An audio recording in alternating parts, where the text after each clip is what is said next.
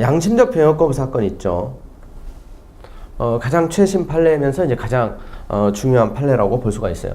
그런데 이 판례는 이제 결론을 말씀드리자면 이제 핵심 포인트는 이거예요.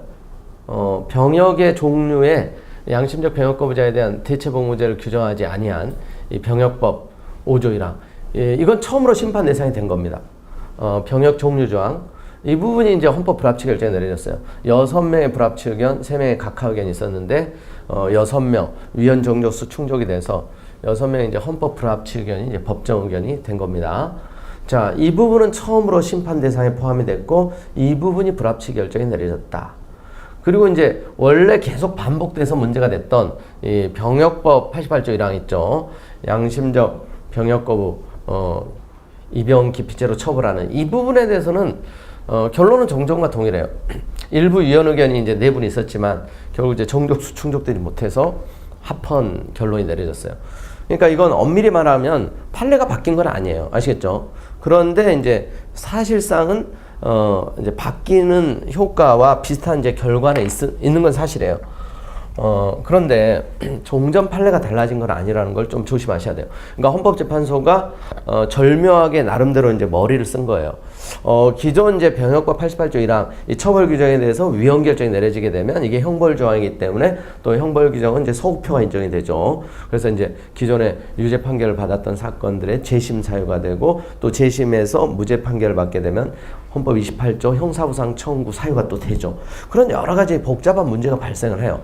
그러니까 처벌 조항은 어떻게 보면 그대로 둔 채 병역 종류 조항, 종류에서 이제 대체복무제 인정하지 않는 걸 불합치 결정을 함으로써 그래서 이제 입법자가 개선 입법을 해서 대체복무제가 병역 종류로 들어가게 되면 그리고 이제 그 부분을 개정을 하게 되면 이제 처벌 규정도 저절로 이제 보완되고 시정되는 이제 효과를 거둘 수 있는 그런 결과가 됩니다. 어찌됐건 요게 이제 결론이라는 거고요. 좀 더 내용을 이제 살펴보시면 사건 개요는 뭐 이제 기존의 그런 사례들하고 비슷해요. 그래서 이제 현역 이렇게 보충형 처벌을 받은 사람으로서 통지서 이런 소집 통지서를 받고도 정당한 사유 없이 입영일 소집으로부터 3일이 지나도록 입영하지 않아서 기소되니까 이 관련 규정에 대해서 위헌 제청 신청했고 기각 또는 각하. 그럼 각하돼도 68조 이하 헌법소원을 제기할 수 있죠.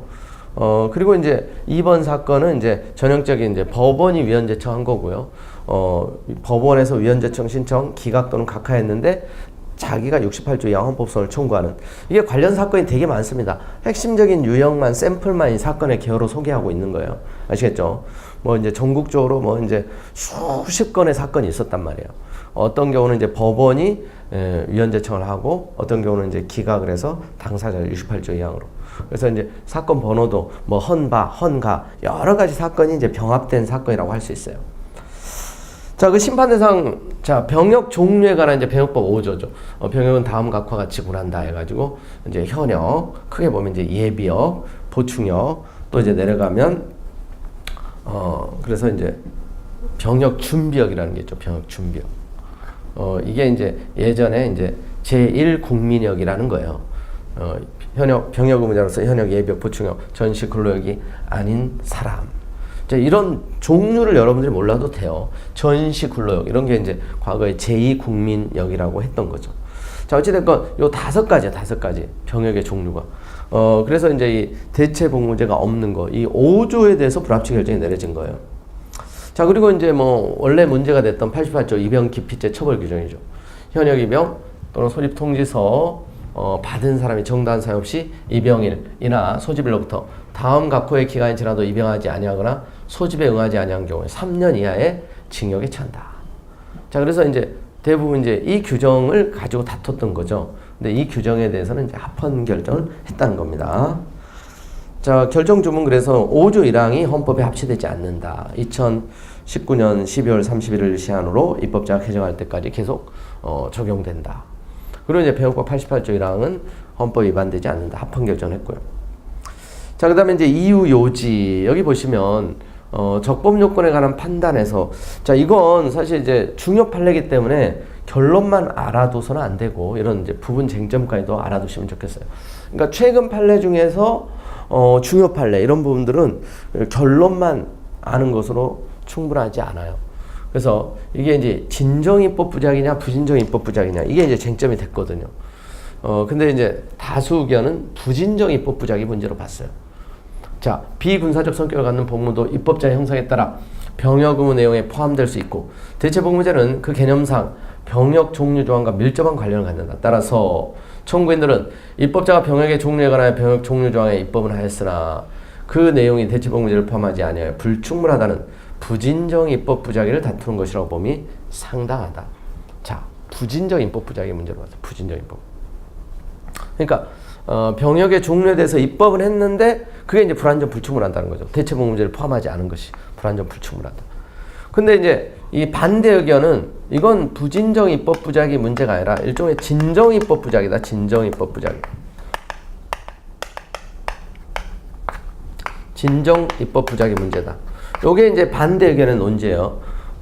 그래서 이 진정 입법 부작위 문제로 보게 되면 이건 이제 위헌법률 심판 대상이 될 수가 없죠. 그래서 이제 각하 의견이 있었던 거예요. 근데 이제 법정 의견은 이제 부진정 입법 부작위, 불완전 불충분한 그 법률이 재판의 전제가 되면 이제 위헌 심판을 할 수 있죠. 자, 보세요. 병역 종류 조항이 대체복무제를 포함하고 있지 않다는 이유로 위헌으로 결정된다면 양심적 병역 거부자의 형사 사건을 담당하는 법원이 무죄를 선고할 가능성이 있으므로 병역 종류 조항은 재판의 전제성이 인정된다. 그래서 진정입법 부작위의 문제로 가게 되면 이게 이제 또 이론적인 문제이기도 하는데 이렇게 보게 되면 이건 입법을 해야 할 헌법상 해석상 의무가 있는데 입법을 하지 않은 거죠. 입법을 해야 하는데 입법을 하지 않은 거기 때문에 이 경우는 이제 재판의 전제성을 갖출 수가 없어요.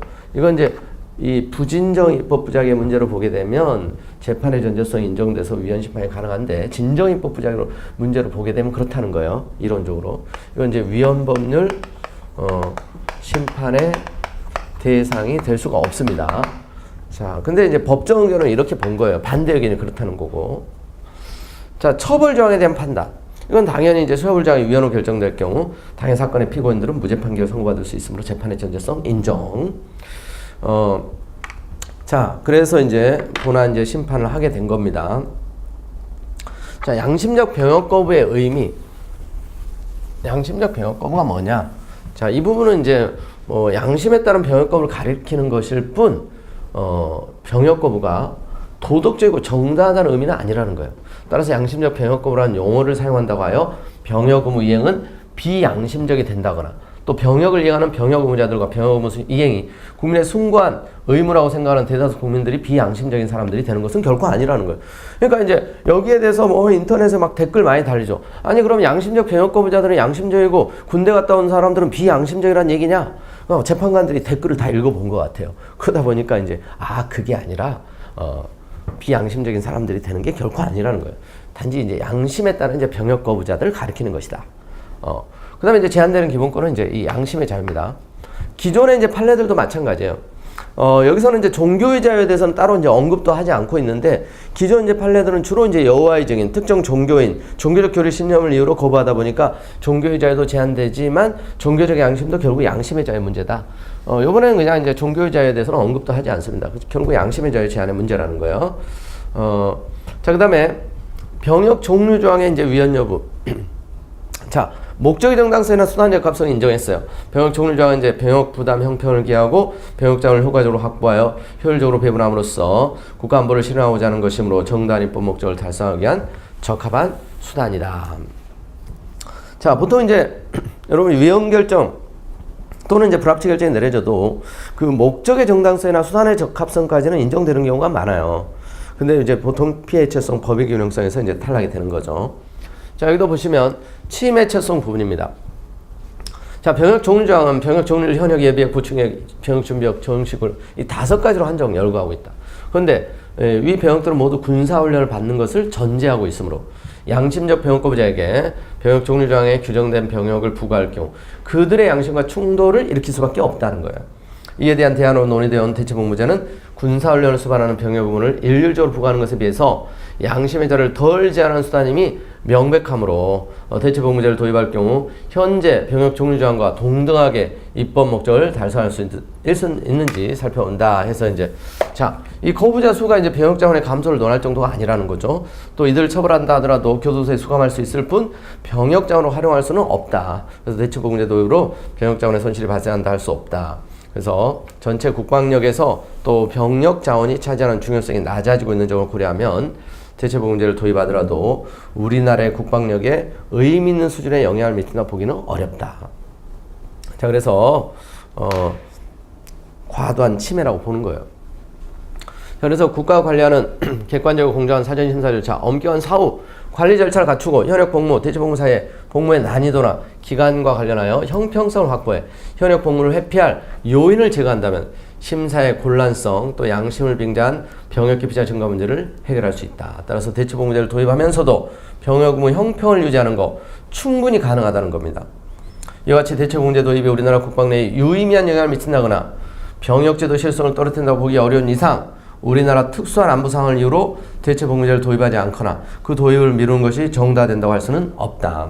따라서 대체복무제라는 대안이 있음에도 불구하고 군사훈련 수반하는 병역 의무만을 규정한 병역 종류 조항은 침해 최소 원칙에 어긋난다.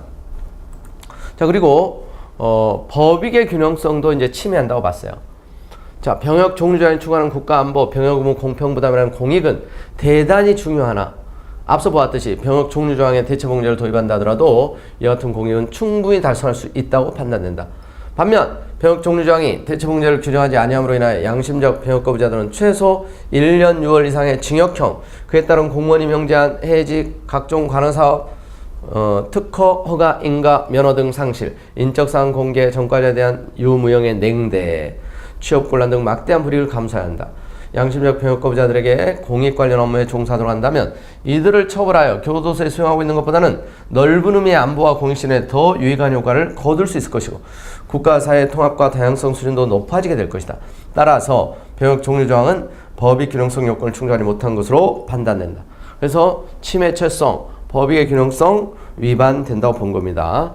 그래서 소결, 그래서 이제 대체복무제 규정하지 아니한 이 병역 종류 조항은 과잉금 정치에 비하여 양심적 병역 거부자의 양심의 자유를 침해한다는 겁니다.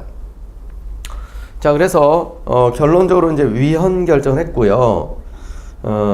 이제 주문 형식은 이제 헌법 불합치입니다. 여기 보면 이제 처벌 조항 위헌 여부, 이제 처벌 조항에 대해서 이제 결론은 합헌이라고 그랬죠. 합헌의 논리는 이제 두 분의 합헌 의견, 또 다른 논리로 두 분의 합헌 의견, 또 네 분의 일부 위헌 의견이 이 팽팽한 견해들이 있었어요. 자, 여기 이제 합헌의 논리는 이제 기존 법정 의견과 크게 다르지 않기 때문에 넘어가셔도 돼요. 그리고 이제 여기 네 분의 이제 일부 위헌 의견이 있어요. 이 병역 종류 조항은 헌법 불합치입니다. 근데 이제 처벌 조항은 네 분의 이렇게 일부 위헌 의견이 있었지만 이건 법정 의견은 아니라는 거예요. 논리적으로는 이분들의 논리가 좀 설득력 있는 게 사실입니다. 자, 종류 조항은 결국 처벌 조항의 의미를 해석하는 근거가 되고 처벌 조항은 병역 종류 조항의 내용을 전제로 하므로 종류 조항의 위헌 여부는 처벌 조항의 위헌 여부와 불가분적 관계에 있다. 따라서 종류 조항에 대해서 헌법 불합치 결정하는 이상 처벌 조항 중 양심적 병역 거부자를 처벌하는 부분에 대해서도 위헌 결정하는 것이 자연스럽다. 처벌 조항은 양심적 병역 거부자에 대한 처벌의 예외를 인정하지 않고 일률적으로 형벌을 부과하고 있으나 대체복무제 도입은 병역 자원을 확보하고 병역 부담의 형편을 기하고자 하는 목적을 처벌 조항과 같은 정도로 충분히 달성할 수 있다고 판단되므로 처벌 조항은 침해 최소 원칙에 어긋난다. 그러니까 이제 이 종류 조항에 대한 불합치 의견의 논리적 연결선상에서 같이 이제 위헌 결정해야 된다는 논리예요. 또 이제 국가안보 병역은 공평한 부담이라는 공익은 중요하나 양심적 병역 거부자에 한정하여 볼 때 형사처벌이 특별 예방 효과, 일반 예방 효과를 가지지 못하는 것으로 보이므로 처벌 조항이 공익 달성에 기하는 정도는 그다지 크다고 하기 어렵다. 반면 처벌로 인한 불이익은 매우 크므로 처벌 조항은 법위의 균형성 요건을 충족하지 못한다. 근데 이제 시험에 이렇게 나올 수 있는 거죠. 병역 종류 조항이 헌법 불합치 결정됨으로써 처벌 조항도 그래서 이제 위헌을 면할 수 없다고 했다. 그게 이제 법정 의견인 것처럼 그렇지 않다는 거예요. 그거만 이제 조심하시면 되시고, 각하 의견은 이제 여긴 넘어가셔도 되겠습니다. 그리고 이제 거기 각하 의견 안에서 이제 좀 여러 가지 논리들 나오는데요. 거기는 이제 뭐 그냥 참고하시면 되고, 종류 조항에 대한 이제 불합치 결정과 이제 잠정 적용 명령. 자, 그래서 또 법적 공백 혼란을 피하기 위해서 불합치 결정을 한 거예요. 자, 병역 종류 조항에 대해 단순 연결정을 할 경우 병역의 종류 각 병역의 구체적인 범위에 관한 근거 규정이 사라지게 되어 일체의 병역 의무를 부과할 수 없게 되므로 용인하기 어려운 법적 공백이 생기게 된다.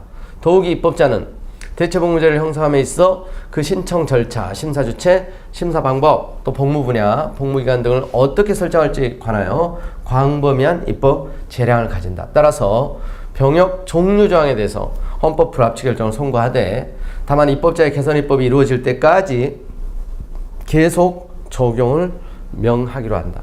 그래서 이제 계속 적용 이제 불합치 결정이에요.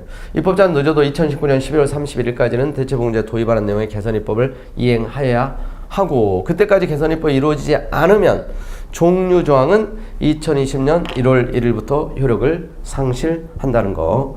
자, 요게 이제 이 결론이 되겠습니다. 그 다음에 이제 그 합헌 의견 좀 논 것들이 이렇게 쭉 있는데요. 이제 이런 부분들은 그냥 참고사항으로만 보셔도 되겠어요.